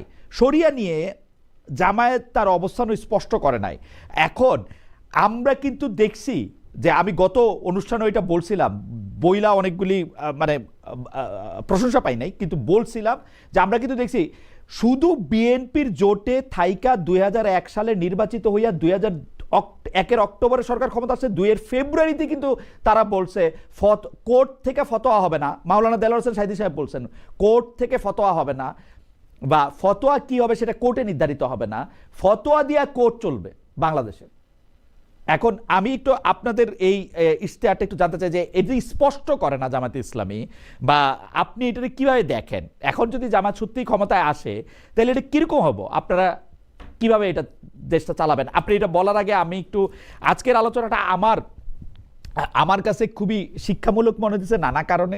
কারণ আমরা প্রচলিত টক শোর মধ্যে যে পক্ষ বিপক্ষ, আমাদের দর্শকরা খুব বেশি আনন্দ পাইতেছেন না, তারা বলতেছেন যে মানে আলোচনাটা, কিন্তু আমার কাছে খুবই লাগছে, আপনাদের যদি সময় থাকে এবং ইন্টারনেট যদি একটু পারমিট করে, আমি একটু সময়টা একটু বাড়াইতেও চাই, যে কারণ আমার কথা শুনতে খুব ভালো লাগছে। এই জন্য দর্শকদের মতামতটা একটু বলি। হাসনাত কায়ুম ভাই মাথা নিচু করছে, মানে হ্যাঁ সূচক মাথা নিচু আর কি। মঞ্জু ভাই বলবেন। মঞ্জু ভাই, আমরা দর্শকদের কাছে জানতে চাইছিলাম 24-এর যোদ্ধারাও মুক্তিযোদ্ধা, বিএনপি করে আপনি যদি একটু বলেন যে ইশতেহার, আপনাদের আলাদা ইশতেহার আছে কিনা? জি, অনেকগুলো প্রশ্ন আছে। জি, আপনি বলেন। হচ্ছে যে আমাদের এই যে নির্বাচনী ঐক্য, এখানে সম্ভবত কম্বাইন্ড কোনো ইশতেহার হবে না, প্রত্যেক দল আলাদা আলাদা ইশতেহার দিবে। তো এটা গেল একটা দিক। দ্বিতীয় দিকটা যেটা আপনি বলছেন, যে জামাতকে আমরা দেখতে পাচ্ছি তারা, তো আমি যেহেতু সবসময় বলে থাকি যে আমি রাজনীতিটাকে একটা ঐক্যের জায়গা থেকে দেখতে চাই, কারণ বিভেদ, আমাদের তো আলাদা আলাদা দর্শন বা কর্মসূচি আছে বলেই তো আমরা আলাদা আলাদা দল, কিন্তু এটার মধ্যে বিভেদ তৈরি না করে কিভাবে আমরা মানে কমন ইন্টারেস্টে একসাথে কাজ করতে পারি। আমি জামাতকে যেভাবে দেখি, যে তারা শরিয়া আইনের উপরে আগে যেভাবে জোর দিত, এখন সেভাবে না দিয়ে তারা এক ধরনের কিছু ভোকাবুলারি ইউজ করছে, যেমন তারা কল্যাণ রাষ্ট্রের কথা বলছে, ইনসাফের কথা বলছে, তারা ন্যায় বিচার এগুলোর কথা বলছে। সো আমি এটাকে পজিটিভলি দেখতে চাই, ইতিবাচক ভাবে দেখতে চাই, তাদের এই শিফটিংটাকে আমি ইতিবাচক ভাবে দেখতে চাই। কারণ আমি মনে করি যে politics always should be the inclusive form. পলিটিক্সে এক্সক্লুসিভ থাকা যায় না। মঞ্জু ভাই, আমি কি একটা রাষ্ট্রটা ছোট্ট কোনো প্রশ্ন করবো? মঞ্জু ভাই, আমি কি একটা ছোট্ট প্রশ্ন করবো? এটাও যদি একটু পরিষ্কার করেন যে আপনি বললেন প্রত্যেক দল আলাদা আলাদা ইশতেহার দিবে, কিন্তু এক বাক্সে ভোট দিবে, এটা কি প্র্যাকটিক্যাল ধারণা? তাহলে আপনি এখন জামাত ইসলামের যেটা যেটা পছন্দ হয় না, আপনি একটা আলাদা ইশতেহার দিলেন, কিন্তু একসাথে আবার জামাত ইসলামে আপনাকে ভোট দিতে বললো, এটা কি একটা ভালো কথা হলো? আলাদা আলাদা না, ইশতেহার, দেখেন আমাদের এক বাক্সে ভোট দিতে বললেন। ইশতেহারে আসলে কি থাকছে? ইশতেহারে থাকছে তো অ্যাকচুয়ালি তাদের হেলথ পলিসি, তাদের ট্রান্সপোর্টেশন পলিসি, তাদের এডুকেশন পলিসি নিয়ে কিছু কথা থাকছে। কিন্তু কিছু জায়গায় তো আমাদের কমন একটা মানে একটা পথ চলার জায়গায় একটা কমন ইন্টারেস্ট আছে। যেমন আমরা বলেছি জুলাই সনদ বাস্তবায়নের জন্য আমরা একসাথে কাজ করব এবং আমরা গণভোটে হ্যাঁ ভোট দেব। তো জুলাই সনদে কি আছে? জুলাই সনদে দেখেন, প্রধানমন্ত্রী 10 বছরের বেশি কন্টিনিউয়াসলি থাকতে পারবেন না, বা 2 টার্মে হোক, যেভাবে হোক। তারপরে আমরা বলেছি প্রধানমন্ত্রী রাষ্ট্রপতির ক্ষমতার ভারসাম্য। আমরা বলছি সাংবিধানিক প্রতিষ্ঠানগুলোর মধ্যে এক ধরনের জবাবদিহিতা এবং অ্যাকোমোডেশন লাগবে। তো এই অনেকগুলো, যেমন কেয়ারটেকার সরকারের কথা বলা হয়েছে সেখানে। তো এই জায়গাগুলোই হচ্ছে আমাদের ঐক্যের সূত্র। এবং আমরা গভর্নমেন্ট যখন ফর্ম করবে, আপনি দেখেন আমরা যারা খুব অল্প সংখ্যক সিটি ইলেকশন করছি, আমরা তো দলগতভাবে তো গভর্নমেন্ট ফর্ম করব না। গভর্নমেন্ট ফর্ম যারা বড় দল করবে তাদের সাথে তো আমাদের আবার যেই মতে মিলবে আমরা সেই মতের পক্ষে থাকবো, যে মতে মিলবে না আমরা সেই মতের বিরোধিতা করব। এটাই তো ব্যাপার। এমন না যে আমরা মানে জামাতের যে পলিসির সাথে আমি একমত না, আমি সেটাকে সাপোর্ট দেবো। আমাকে তো সেটা এবং জামাতের সাথে সে আলোচনা আমাদের হয়েছেও। জামাত নিজেই বলেছে যে এটা একটা নির্বাচনী সমঝোতা। আমি কিন্তু যেদিন আমাদের লাস্ট মিটিং হয়েছিল সব দলের একসাথে, আমি কিন্তু দাবি করেছিলাম যে আমাদের একবার একসাথে বসা দরকার, এবং আমার এই দাবির প্রেক্ষিতে কিন্তু বসাটা হয়েছে। এবং বসার প্রেক্ষিতে আমরা কিন্তু বলেছিলাম যে আমাদের কি একটা জোট আকারে কি আমাদের একটা ম্যানিফেস্টো বা আমাদের একটা কমন ডিক্লারেশন থাকা উচিত কিনা। ওনারা বলছেন যে না, এটা জোট না, এটা হচ্ছে একটা নির্বাচনী সমঝোতা। আমরা এক আসনে ইলেকশন করব এবং আমাদের মূল জায়গাটা যেটা বিএনপির সাথে আমাদের, যেমন আমরা কিন্তু বিএনপির সাথে কিন্তু আমাদের জুলাই অভ্যুত্থানের সময় কিন্তু আমরা একসাথে কাজ করেছি, এবং এই যে 31 দফা বিএনপির, সেটা কিন্তু আমরা সাপোর্টও করি নীতিগতভাবে। আমার কাছে কিন্তু মনে হয় যে এই নির্বাচনী সমঝোতা কিন্তু ভালো, মানে এটা যদি হয় এরকম, আসলে প্র্যাকটিক্যালি এটা কিন্তু যদি আপনারা আসলেই ওরকম ভাবে এটাকে নির্বাচনী সমঝোতা মনে করেন, এটা কিন্তু ভালো। এই নির্বাচনী সমঝোতা মানে শেষ দিকে আইসা জামায়াতের বিএনপির মধ্যেও একটা হবে, আমি যেটা দেখতে পাচ্ছি আসলে। আপনি কি মনে করেন মঞ্জু ভাই? যে মানে আমার কাছে মনে হয় যে বাংলাদেশের ভালোর জন্যই জামায়াত আর বিএনপির মধ্যে একটা নির্বাচনী সমঝোতা আমি দেখতে পাচ্ছি। কারণ না, জামাত আর বিএনপির ভিতরে তো শুধু নির্বাচনী সমঝোতা না, লম্বা সময় ধরে তাদের মধ্যে জোটও ছিল। রাইট। আমি কিন্তু আপনার মনে, সেজন্য উপরের ফাইটটা কিন্তু আমার মনে, যে উপরের ফাইট আসলে অত আই ডোন্ট নো, মানে আমার কাছে মনে হইতেছে যে জামায়াত আর বিএনপির মধ্যেও একটা না, জামাত আর বিএনপির মধ্যে একটা মিল আছে। দেখেন, জামাত বিএনপি কিন্তু প্রথম থেকে বলেছে যে তারা একটা জাতীয় সরকার করবে ক্ষমতায় আসলে, এবং জামাতও কিন্তু একই কথা বলেছে যে জাতীয় সরকার করবে। তার মানে যদি আমরা জামাত এবং বিএনপির বাইনারির বাইরে যদি কোনো নির্বাচনী ফলাফল ভালো হওয়ার সম্ভাবনা না দেখি, তাহলে আমরা দেখতে পাচ্ছি যে আগামী দিনে একটা ন্যাশনাল গভর্নমেন্ট পেতে যাচ্ছি আমরা। এবং সেই ন্যাশনাল গভর্নমেন্টে, যেটা কাইয়ুম ভাইয়ের সাথে আমি লিঙ্ক করছি কথাটাকে এইভাবে, কাইয়ুম ভাই সাথে আমাদের পার্থক্যটা কোথায়? আমরা কিন্তু একসাথেই পথ চলেছি। পার্থক্যটা এখানে যে কাইয়ুম ভাই অনমনীয়, আমরা কিছুটা নমনীয়। কাইয়ুম ভাই একা দাঁড়াতে পেরেছেন, আমরা মনে করছি যে আমরা দাঁড়াবো, কিন্তু লম্বা লাইনটা লম্বা, যেহেতু আমাদের বন্ধুহীন হয়ে পড়েছি আমরা। আমাদের যাদেরকে নিয়ে আমরা দাঁড়াতে চেয়েছিলাম, বন্ধুরা যেহেতু একে একে সরে গেছেন, আমরা মনে করেছি যে এই নির্বাচনী কৌশল আকারে আমরা এই ট্রেন্ডটার মধ্যে থাকি, কিন্তু আমাদের রাজনৈতিক যে পথ চলা, আমাদের যে রাজনৈতিক ভিশন, নতুন রাজনীতি দাঁড় করানোর জন্য কিন্তু আমরা হতোদ্যম হয়ে যাচ্ছি না। আমরা কিন্তু আমাদের প্রচেষ্টা, লড়াইটা আমরা চালু রাখবো। আমার কাছে যেটা মনে হয় যে আপনার কথা ঠিক, জাতীয় সরকার আমরা পাইতে যাচ্ছি এনিওয়ে, মানে জামাত নেতৃত্বাধীন জোট ক্ষমতায় আসুক আর বিএনপি নেতৃত্বাধীন ক্ষমতায় আসুক, মানে এই ইলেকশনটা মানে হচ্ছে মাঝখানের চেয়ারটায় তারেক রহমান বসবেন নাকি শফিকুর রহমান সাহেব বসবেন, এই তো।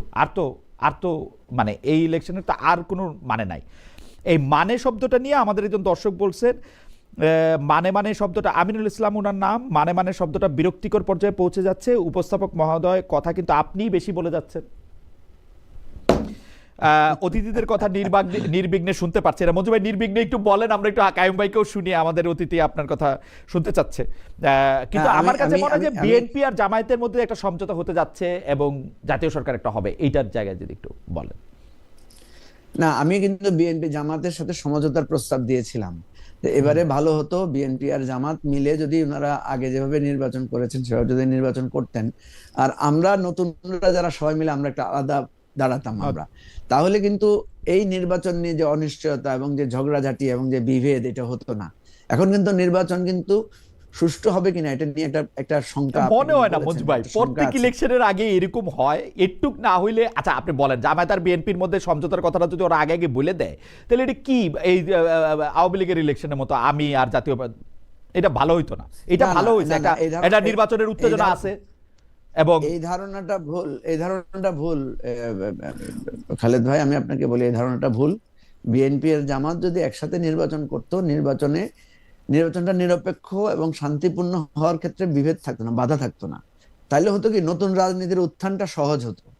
এখন যেটা দাঁড়িয়েছে, রাজনীতিটা আবার পুরানো বাইনারি মানে দ্বন্দ্বের মধ্যে চলে গেছে। না না, আমি আপনার মতো তো নিরাশবাদী নয়। আমার কাছে মনে হয় যে না, এটার মধ্যে নাই। আর তাছাড়া নতুন নতুন অনেক ক্ষেত্র তৈরি হচ্ছে, আপার হাউস হচ্ছে, সেখানের মধ্যে আরো অনেক জায়গা তৈরি হবে। আমার মনে হয় যে এটা ঠিকই আছে, নির্বাচনটা ঠিক জায়গার মধ্যে যাইতেছে এবং বিএনপি এবং জামায়াতের মধ্যে এক ধরনের সমঝোতাও হইতে পারে। তবে আমি একটু হাসান কাইয়ুম ভাই আপনার কাছে আসতে চাই। হাসান কাইয়ুম ভাই, আমার প্রশ্নটা আপনার কাছে যেটা ছিল, মঞ্জু ভাই এইটা নিয়ে আপনি একটু মন্তব্য করেন তো। আমরা যেটা দেখতে পাই যে কাইয়ুম ভাই মানে কাইয়ুম ভাই বলতেছে যে কাইয়ুম ভাই অনেক ছোট জায়গা থেকে, আমি ছোট জায়গা বড় জায়গা না, মানে যারা মানে পপুলারিটি দিয়ে আমি জিনিসটা মাপতেছি না, আমি আইডিয়াল এর জায়গা থেকে বা আদর্শের জায়গা থেকে জিনিসটা মাপতেছি। দেখেন, আপনারা একটা জড় বস্তুর সংস্কার করতে চাইতেছেন, যেটা হচ্ছে সংবিধান, যেটার মধ্যে হচ্ছে অনেকগুলি ভালো ভালো কথা। ফরদ মাজার ভাই দেখলাম এত বড় লেকচার দিতেছেন যে এটার নাম সংবিধান না হইয়া কেন এটা গঠনতন্ত্র হবে না, মানে এটা সংবিধান বলাই ভুল, মানে ইত্যাকার জিনিস। কিন্তু আমি দেখছি যে এইসব বই খাতা মানুষের জীবনে কোনো কাজে লাগে না। শেখ হাসিনার জীবনে সংবিধানের কোনো ভূমিকা নাই। ও সংবিধান দেখে দেখে মানুষ গুম খুন করেন নাই, উনি কিচ্ছু দেখেই কিচ্ছু করেন নাই। উনার যেটা যে সময় মনে হয়েছে ওইটা ওই সময় উনি এটা করছেন, এটার সাথে সংবিধানের কোনো সম্পর্ক নেই। বাংলাদেশের মানুষও যে বই খাতারে পাত্তা দেয় না। 90% মুসলমানের দেশে চুরি করা হারাম, ঘুষ খাওয়া হারাম, দুর্নীতি করা হারাম, অন্য মানুষের জমি নেওয়া হারাম। এইটার লেগে তো পুলিশ লাগে, তো ওইটা তো আর বই যে ঘরে আছে সেটা পবিত্র কোরআন শরীফ হোক, পবিত্র হাদিস শরীফ হোক, কোনো কিছু তো মানে না। সেই জন্য আমি করছি, বই খাতার সংস্কারের ব্যাপারে আপনারা যত সিরিয়াস হইলেন, এই সিরিয়াসনেসটা, জুলাই সনদ, সংবিধান সংস্কার, মানুষের সংস্কারটা কই আসলে, মানে ওইটার ব্যাপারে আপনি কি করলেন? আরেকজন দর্শক বলছেন, খালেদ ভাই কি বেশি আশা হতো বিএনপি জামাত ঐক্যের ব্যাপারে? আপনি খুব সার্কাস্টিক কথা বলছেন। আমি মানে আমার আশা হতো হওয়া দেয়া তো ভাই, আমি কেন আশা হতো হইতে যাবো, আমি জিনিসটা বুঝতে পারলাম না। ও আচ্ছা, কেন আশা হতো এটা একজন বলছে, নির্বাচনে সাবেক প্রধানমন্ত্রী নাই দেখে উপস্থাপক সাহেবের মন ভীষণ ক্ষুণ্ণ, খুব ভালো হইতো উনি থাকলে, তাহলে নির্বাচন ভালো হইতো। যাই হোক, আমি আমাকে না কাইয়ুম ভাইকে, না এটা আমাকে বলছে নির্বাচনে সাবেক প্রধানমন্ত্রী নাই দেখে উপস্থাপক সাহেবের মন ভীষণ ক্ষুণ্ণ, মানে শেখ হাসিনা থাকলে আমি খুব খুশি হইতাম। আমি একটু হাসান কাইয়ুম ভাইকে একটু বলতে বলি যে সংস্কার যত বেশি বই খাতার, তত বেশি মানুষের আসে কিনা, মানুষের সংস্কারের বিষয়ে ভাবনাটাও কিভাবে এটা হইতে পারে। এই বিষয়ে কাইয়ুম ভাইকে কিন্তু আমরা প্রথম থেকে সমালোচনা করতাম না। কাইয়ুম ভাই একটু বলুক, তারপর মঞ্জু ভাই কাইয়ুম ভাই একটু বলুক, তারপর আপনি এর মধ্যে একটু পয়েন্ট আউট করেন। জি কাইয়ুম ভাই। না, আমি আপনাদের এই যে প্রশ্নের যে স্পিরিট, এটার সাথে আমার কোনো পার্থক্য নাই, ভিন্নমত নাই। আপনি ধরেন একটা রাষ্ট্র তো বানাইছেন, একটা সরকার চালাবেন। এখন আমি যেটা বলি যে ধরেন একটা আইন দিয়ে মানুষের একটা ধারণা হলো আইনের মাধ্যমে একটা ন্যায় বিচার হয়। এখন আইনটা নিজে যদি অন্যায়ের উপরে দাঁড়ানো থাকে, তাহলে আসলে এই আইনটা দিয়ে ন্যায় বিচার হবে। এই আইনটাকে উপরে ফেলা হচ্ছে, তখন ন্যায় বিচার করার জন্য একটা লাগবে।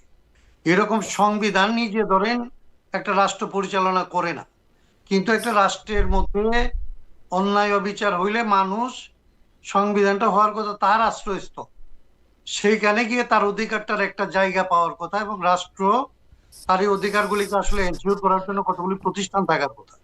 কিন্তু ব্যবস্থাটা যদি এরকম থাকে যে যে পাওয়ারে থাকে, আদালতও তার কাছে থাকে, সংসদও তার কাছে থাকে, প্রশাসনও তার কাছে থাকে, আইন শৃঙ্খলা বাহিনীও তার কাছে থাকে, বুদ্ধিজীবীও তার কাছে থাকে, হুম হুম, তাইলে তো আসলে আপনাকে কোথায় কোনো না কোনো একটা জায়গা থেকে তো ঠিক করার কাজটা করতে হবে। সেই জায়গার মধ্যে আমরা বলছি যে প্রথমত আইনের জায়গাটা ঠিক করা, চিন্তা করা ভালো। হুম, আইনের জায়গা ঠিক করার চিন্তাটা যখন আপনি করেন, তখন এটা এরকম ভাবে আমি ভাবি না যে এটা দুইজন পণ্ডিত কিংবা আমি আর মঞ্জু মিলে এটা, কিংবা আলী রিয়াজ মিলে হুম, আর একটা ভালো বই লিখে ফেলবো। হুম, আমরা এই বইটাকে উপলক্ষ করে কতগুলো জিনিস নিয়ে আলোচনা করি। আমি বলি যে তোমার এখানে জবাবদিহিতা নাই, তোমার সরকারের হুম, জবাবদিহিতা নাই, তার মানে আমি জবাবদিহিতার সংস্কৃতিটার পক্ষে বলি। আমি যখন বলি যে আসলে এই ক্ষমতাটার মধ্যে ভারসাম্য নেই, তখন আমি একটা গণতান্ত্রিক সমাজে ভারসাম্যটা কিভাবে আনা যায় সেটার পদ্ধতি নিয়ে কথা বলি। আমি আদতে তো রাজনীতিটাই করি, কিন্তু সংস্কার বললে আপনার মধ্যে কথা ছিল যে কি কি পরিবর্তন করবে মানুষ, এটার জন্য প্রথমে আসলে মানুষের সাথে আলাপ করতে হবে। হুম, মানুষ যে আকাঙ্ক্ষাটা ব্যক্ত করে এইটাকে আসলে নিতে হবে পণ্ডিতদের কাছে, যে সংবিধানের কোন ভাষার সাথে এটার আসলে কোথায় সংঘাত, এটাকে কিভাবে ঠিক করা যাবে। আমাদের পণ্ডিতরা যারা ধরেন এখন আলী রিয়াজ থেকে শুরু করে অন্যদের কথা বলি, তারা এসে আসলে মানুষের সাথে আলাপ না করে কয়েকজন রাজনীতিবিদের সাথে উকালতি শুরু করছে, হুম, এবং উকালতি আলাপ দিয়ে ধরেন সংবিধান সংস্কার করতে গেছে। হুম। সেই জন্য আপনার ধারণা আমার উপরে দায়টা এসে পড়ছে। আমরা ভাই এটা শুরু করতে চাই নাই, আমরা এটা ঘৃণা করি না। আমি মনে করি না যে বই খাতা, হুম, বই খাতা মানুষের চাইতে বড় জিনিস, কিংবা বই খাতা ঠিক করলে মানুষের জীবন ঠিক হয়ে যায়। হুম। কিন্তু বই খাতার এখানে একটা উল্লেখযোগ্য ভূমিকা আছে। বই খাতার মধ্যে যদি ভুল থাকে, একটা বাচ্চা যদি বই খাতা পড়ে চলে, তাকে আসলে শুধরানো খুব কঠিন। না, ভুল সেই তো, জন্য ভুল বইয়ের তো না কায়েম জায়গাটাও ঠিক ভাই, করার চেষ্টা কায়েম করা। ভাই ভুল তো না। আমরা সংবিধানে আমরা দেখছি যার যে সময় যেই সরকার যেই সময় ক্ষমতায় ছিল তার যার যতটুক প্রয়োজন ওটুক প্রয়োজনে সংবিধান চেঞ্জ করে ফেলছে, ওটুক এটা আমি প্রয়োজনে। বলি যে এখানে পাওয়ারটা এরকম, এখানকার পাওয়ারটা মানে একদম কলোনিয়াল পাওয়ার ছিল এরকম। আপনি এগুলি লম্বা আলাপ আপনার টক শোতে করলে আপনি এলাও করবেন না। হ্যাঁ, এইখানে ধরেন ব্রিটিশরা এসে সে সরকার শুরু করছে হচ্ছে তার আমলাদের দিয়ে, আমলারা ঠিক করছে নির্বাচন, হুম, আমলারা নির্বাচিত প্রতিনিধি আনছে, গভর্নর ঠিক করছে পার্লামেন্ট কয়দিন বসবে, সেই স্ট্রাকচারটা আপনি রাখছেন। হুম, এখন এইটাকে আপনি একটু, আপনি দুইবার স্বাধীন হয়েছেন, আপনি স্বাধীন নাগরিকের মতো করবেন না? অ্যাবসলিউটলি। এইটুকু বলা, যদি আপনি বলেন যে আমি বই খাতার কথা বলি, তাহলে আপনি 400 বছর 300 বছরের ইতিহাসটাকে আপনি না মনে না করবেন যে না আমি না, নাই করে সেই দিচ্ছি। সেইটা সেইটা সেই- সেইটা সেইটা ঠিকই আছে। যাই হোক, আমরা একটু মঞ্জু ভাইরও এটার থেকে একটু শুনবো। তার আগে আমাদের একজন দর্শক উনি বলতেছেন যে আপনি আলাউদ্দিন আলো সিটিজি 24 মানে আমাকে বলতেছেন যে আপনি প্রতিদিন শেখ হাসিনার বিরুদ্ধে না বললে জমে না, তাই না খালেদ ভাই? মানে ঘটনা হচ্ছে যে একজন বলতেছেন যে শেখ হাসিনার জন্য আমার মন খারাপ লাগছে, আরেকজন বলতেছেন যে শেখ হাসিনার কথা না বললে জমে না। আমি একটু মঞ্জু ভাই আপনার কাছে একটু আসবো যে প্রশ্নটা করি, তারপর আপনি কায়ুম ভাইরে যেটা বলতেছিলেন সেটা বলেন যে প্রতিষ্ঠার শুরু থেকে এই নির্বাচন কমিশনের একজন বড় সমালোচক এনসিপি, তাদের নেতারা এখন বিএনপি এবং বিএনপির নেতা তারেক রহমানের উদ্দেশ্যে আক্রমণাত্মক বক্তব্য দিচ্ছেন। বাকি 9 দলের হয়ে কি তারা এই বক্তব্য দিচ্ছেন? মানে এটা কি আপনাদের সবারই বক্তব্য কিনা? মানে বিএনপির প্রতি ইসির পক্ষপাতমূলক আচরণের কথা আমরা এরকম শুনতেছি, নির্বাচন বয়কটের কথা শুনতেছি তাদের নির্বাচন পরিচালনা কমিটির জায়গাতে। আপনার এটা কি মনে হয়? না, প্রথম কথা হচ্ছে যে আমাদের দলীয় বক্তব্য তো যারটা তার, কিন্তু নির্বাচন কমিশনের ব্যাপারে তো আমরাও স্পষ্ট করে বলেছি, কাইয়ুম ভাইরাও একইভাবে বলেছেন, এই নির্বাচন কমিশনের সিরিয়াস লেভেলের উইকনেস আছে, দুর্বলতা আছে, পক্ষপাত আছে, তাদের কম্পিটেন্সির অভাব আছে, তাদের ইফিসিয়েন্সির অভাব আছে, আন্তরিকতার অভাব আছে, সেটা আমরা বলবো না। তো এটা তো এই ব্যাপারে আমি মনে করি যে মানে আমাদের যথেষ্ট যুক্তিপূর্ণ আমাদের এই অবস্থানটা, নাম্বার ওয়ান। হুম, নাম্বার টু হচ্ছে বিএনপির ব্যাপারে আমাদের ক্রিটিসিজম আছে। ক্রিটিসিজমের ব্যাপারে আমি সবসময় বলি যে বিএনপি দীর্ঘ 15 বছর বা 17 বছর ধরে গণতান্ত্রিক আন্দোলনে ছিল, অনেক ত্যাগ স্বীকার করেছে, অনেক সিরিয়াস লেভেলের পরিস্থিতি হয়েছে, এবং ওনারা দুটো দলেরই কিন্তু এই গণ অভ্যুত্থানে বিরাট ভূমিকা আছে।